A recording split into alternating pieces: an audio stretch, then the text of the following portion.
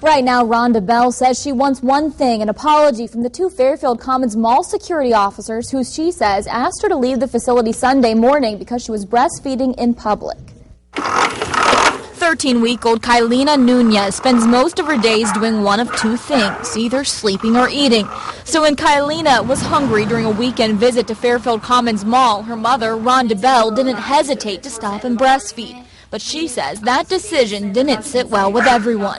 And a security guard just happened to come up to me and says, "Ma'am, you're not allowed to breastfeed in public, inside the mall." I said, "No, I'm allowed to breastfeed wherever I'm at."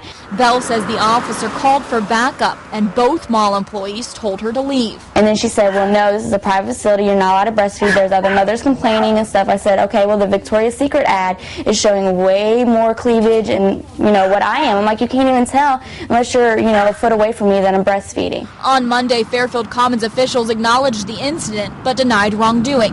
In a statement issued to 2 News, they say the mall at Fairfield Commons fully supports mothers with infants. Yesterday, we did receive several complaints from shoppers regarding a mother being overexposed while breastfeeding in a common area. We spoke with the mother, shared those concerns, and offered the use of our family restrooms. At no time was she asked to leave our property.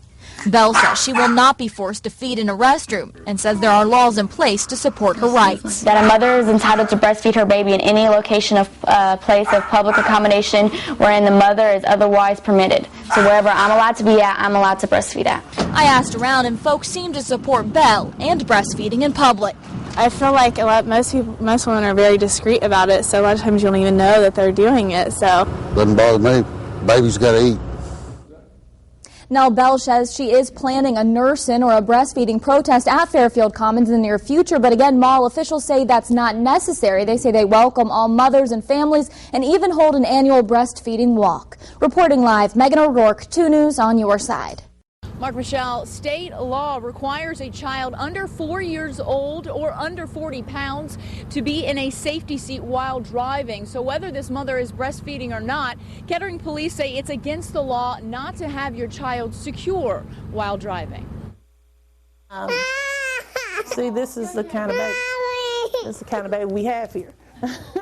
Janine Compton says when her 1-year-old daughter Ariel is hungry, she can't wait to breastfeed her, and it doesn't matter if she's in the middle of an interview with us or while she's driving a car. Well, my baby wants to eat, and I'm not going to listen to that all the way across town to get all the way to Kettering and come back every day. Today, Compton received a ticket from the Kettering Police Department for not having her young child in a seat restraint. We have no issue with her breastfeeding in public. Our issue and our concern, of course, is the safety of the child. Compton got the ticket after a passing motorist said he saw Compton breastfeeding Ariel while driving. It's an accusation she doesn't deny. If they had a baby crying in the car and it was hungry, they would feed their baby in the car.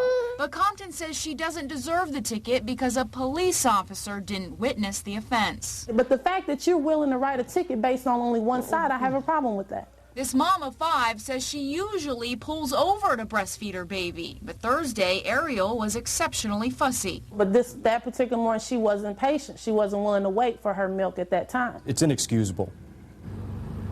Now, Compton heads to court next Friday. She is facing a child endangering charge along with that ticket for not having her child in a safety seat. She could get a fine and even get some jail time. Reporting live in Dayton, Shelby Costo, 2 News on your side.